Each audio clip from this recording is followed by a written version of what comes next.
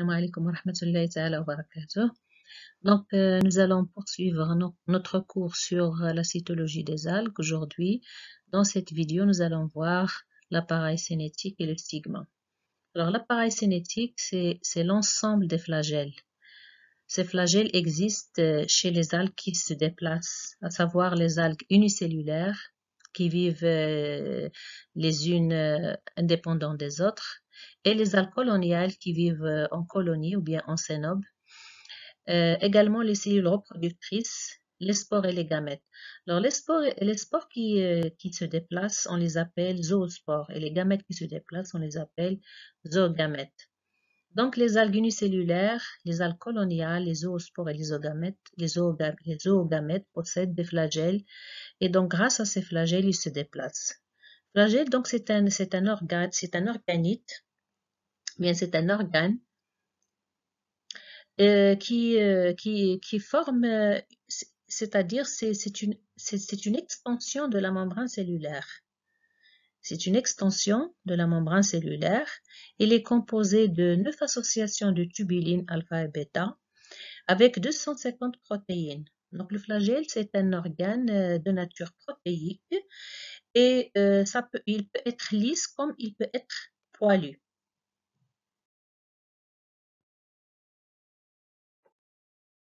Donc, comme vous voyez ici dans ce diapo-là, vous avez ici une algue unicellulaire mobile de type Chlamydomonas.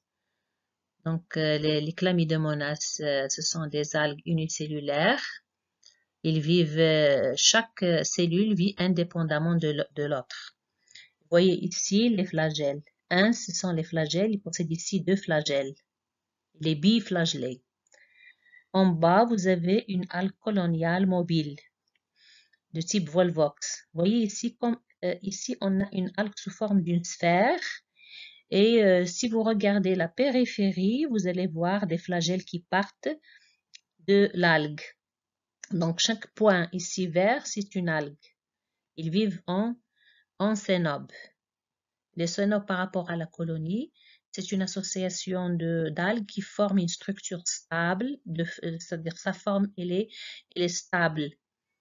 Par contre, une colonie, on a une forme, même le nombre des cellules, il est aléatoire et la forme, il est aléatoire. Par contre, le cénobe, il a une forme et le nombre, même le nombre de cellules, ils sont stables au sein de l'espèce. Ici, on voit le Volvox toujours sous forme d'une sphère. Donc, il forme un cénobe et pas une colonie. À l'intérieur, ce qui est vert de grande taille, c'est la reproduction de cette algue. Donc ici, on est en train d'étudier le flagelle. Vous voyez à la périphérie, chaque cellule possède 2 flagelles. Et donc, puisqu'ils vivent en colonie, ils vivent en cénobe, pardon, ils sont liés par une gelée.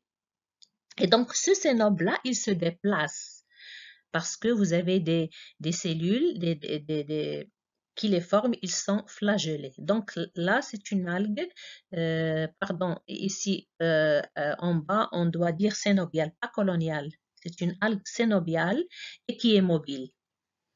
Donc les algues unicellulaires de type Chlamydomonas et les algues cénobiales ou bien même les algues coloniales, ils se déplacent grâce au flagelle. Ici, à côté à droite, vous voyez ici des spores. Des spores. Et là, on a écrit zoospore. Pourquoi? Parce que vous avez, donc, comme vous voyez ici, la spore, elle possède 4 flagelles et quadriflagellés. Donc, c'est une spore flagellée, on l'appelle zoospore. Alors, en haut ici, on a une image colorée de Chlamydomonas. Vous voyez donc toute la cellule est colorée en mauve et ici les flagelles sont colorés en vert. Donc, il possède 2 flagelles ici. Et à sa droite, nous avons une coupe transversale de flagelles où vous voyez la structure étoilée. Donc, ici au centre, comme si on a une étoile et les 9 microtubules qui forment le flagelle. Donc ici, ça c'est une coupe transversale. Alors comme on a dit, le flagelle, il peut être lisse comme il peut être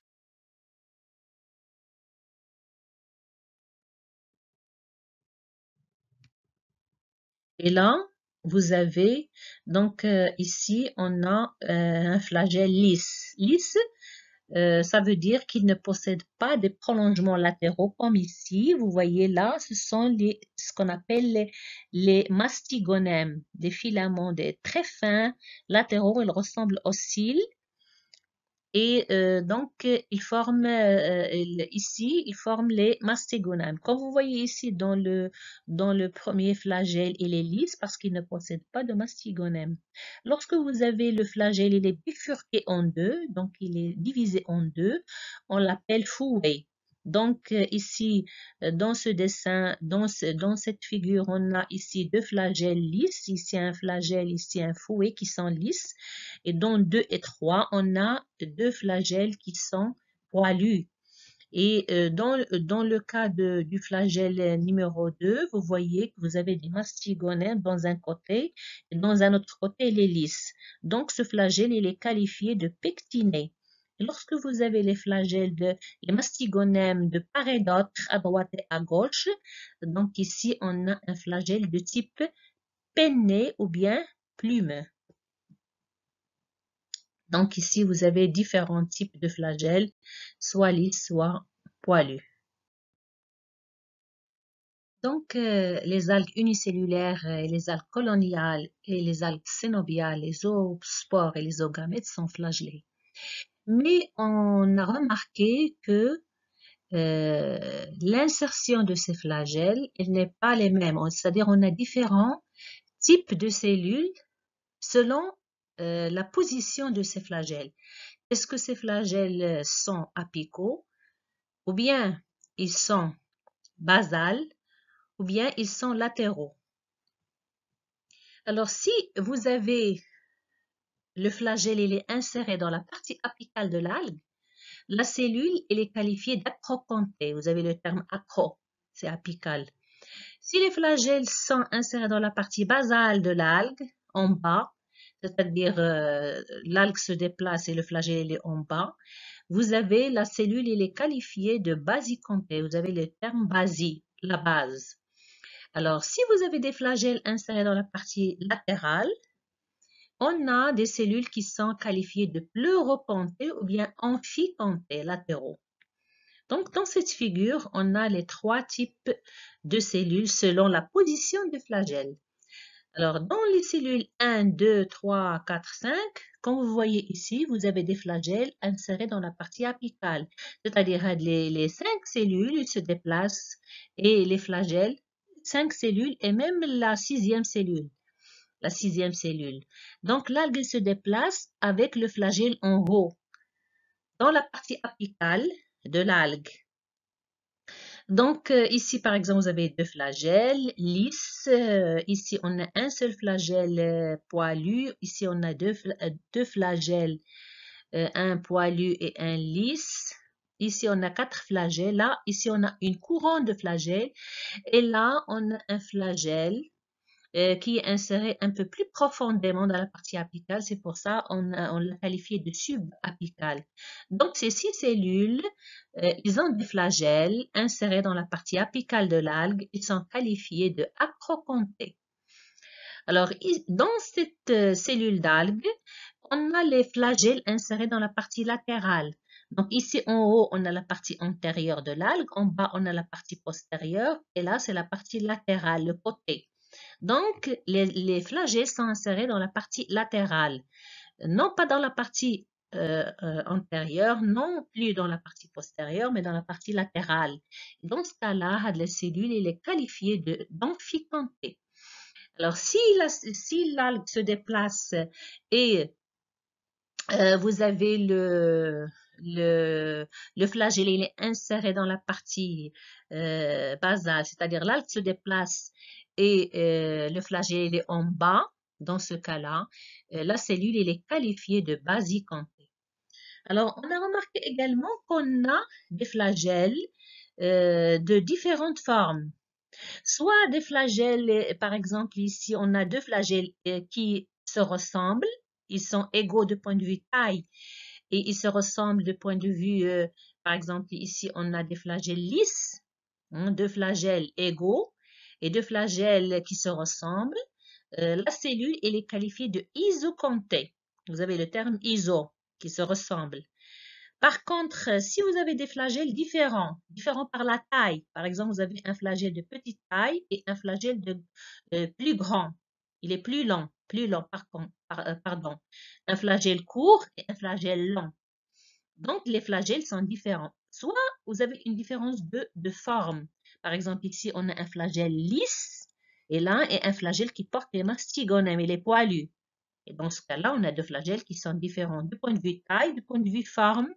Dans ce cas-là, on a une cellule qui est qualifiée de hétérocontée. Vous avez ici hétérogène, donc hétérocontée. Alors, si la cellule, il possède une couronne de flagelles ici, c'est-à-dire de petites flagelles, mais dans une couronne comme la couronne, dans ce cas-là, à disposition rayonnante, dans ce cas-là, on a une cellule de type stéphanocontée. Donc, pourquoi on a étudié ici l'appareil cinétique des cellules? Parce que il y a une différence dans les trois embranchements des algues de point de vue d'appareil cinétique. Alors, chez les chlorophycophytes, c'est-à-dire chez les algues vertes, on a des flagelles, on a des cellules, pardon, de type isocontée, acrocontée ou bien stéphanocontée. Ici, par exemple, vous avez de la cellule, on a deux flagelles insérés dans la partie qui se ressemblent, donc c'est une cellule isocontée. Ici, on a dans toutes ces cellules, ils sont insérés dans la partie apicale, donc ils sont acrocontés. Par contre, ici, on a une couronne de flagelles, c'est le type stéphanocontée. Donc, si vous trouvez ce type de flagelle, ce type de cellule dans un cycle de développement d'une algue, donc vous êtes sûr que ces algues appartiennent aux algues vertes. Donc, les algues vertes, vous allez trouver toujours dans leur cycle de développement des cellules de type isocontée ou bien acrocontée ou bien stéphanocontée. Chez les algues brunes. Chez les algues brunes, vous allez trouver des cellules avec deux flagelles différents, c'est-à-dire le type hétéroconté. En plus, les flagelles sont insérés dans la partie latérale. Donc, c'est le type amphiconté. Donc, si vous voyez ce type de cellules, c'est-à-dire hétéroconté, amphiconté, vous êtes sûr qu'il s'agit des algues brunes. C'est-à-dire les algues vertes n'ont jamais de flagelles différents. Toujours, ils ont des flagelles qui se ressemblent. Jamais vous avez l'insertion latérale, mais toujours, ils ont une insertion apicale. Par contre, les algues rouges, les rhodophycophytes, ils n'ont jamais de flagelles dans leurs cellules. Ni acrocontées, ni isocontées, ni hétérocontées, ni basicontées, parce qu'ils n'ont pas de cellules flagellées. Les gamètes et les spores qui se forment chez les algues rouges, ils sont inertes, c'est-à-dire qu'ils ne se déplacent pas. Donc, dans un cycle de développement où vous avez des spores et des gamètes immobiles, vous êtes sûr qu'il s'agit des algues rouges. Donc, si vous voulez une synthèse, les trois embranchements selon les flagelles, on a une distinction entre les trois embranchements des algues. Chez les algues rouges, vous avez les flagelles sont absents. Chez les algues vertes, vous avez des flagelles de type isocontée, acrocontée ou stéphanocontée. Chez les algues brunes, vous avez des flagelles hétérocontées et amphicontées ou bien pleurocontées. Alors, il existe un organite qui est propre aux algues. Un autre organite que le pyrénoïde, c'est le stigma. Alors, le stigma, qu'on appelle également œil primitif. Alors, c'est un organite qui n'existe pas chez les autres espèces. Il n'existe que chez les algues, comme je vous ai dit. Et il est de couleur rouge-orange, formé de petites globules de carotène accolés, recouverts de membranes et renferme plusieurs protéines. Il est situé soit à l'intérieur du plast, soit à sa proximité à l'extérieur. C'est un organite photorécepteur. Son excitation par la lumière modifie les battements du flagelle. soit il y aura une attraction vers une source de lumière en cas du besoin de photosynthèse de l'algue. On a donc un phototactisme positif, soit une fuite de la lumière en cas par exemple d'un excès de lumière dans une région. L'algue il va s'arrêter, il va reculer en arrière et on a un phototactisme négatif. Donc ici vous avez une structure, ultrastructure de Chlamydomonas algue verte. Où on a donc, c'est une algue unicellulaire. Et quand vous voyez en haut, vous avez les deux flagelles qui partent de l'intérieur de la cellule. Et là, on a le noyau avec sa double membrane et les nucléoles. Vous avez les mitochondries. Vous avez l'appareil de Golgi. Vous avez des vacuoles. Et ce gros organite, c'est un chloroplaste. C'est un chloroplaste. Vous voyez à l'intérieur, vous avez les thylakoïdes. Et ici, à l'intérieur également, vous avez le pyrénoïde. Alors, si on regarde tout en haut du chloroplaste, ici le chloroplaste est sous forme de croissant. Ici en haut, on voit des petites granulations, ici noires, qui apparaissent noires. Mais normalement, il y a une coloration rouge-orangée, mais ça, c'est une vue microscopie électronique. On voit des granulations noires, donc à l'intérieur du plaste. Et donc, ils forment le stigma. Et là, c'est le détail de l'ultrastructure d'une partie du chloroplaste de Chlamydomonas où on voit ces granulations ici à l'intérieur du plaste et en bas, on voit les thylakoïdes. Donc ici, le stigma, c'est un organe photorécepteur. Il est très sensible à la lumière. Lorsque l'algue a besoin de lumière, il va donc ce stigma-là, cet œil primitif, il va l'orienter vers la source de lumière où il va être excité. Et donc l'excitation du stigma, il modifie, c'est-à-dire il y a une relation, il y a des protéines à l'intérieur du stigma qui sont également stimulées. Et ces protéines, ce sont des messagers secondaires qui vont activer les battements du flagelle. S'il a besoin de lumière, donc le flagelle va s'orienter vers cette source lumineuse.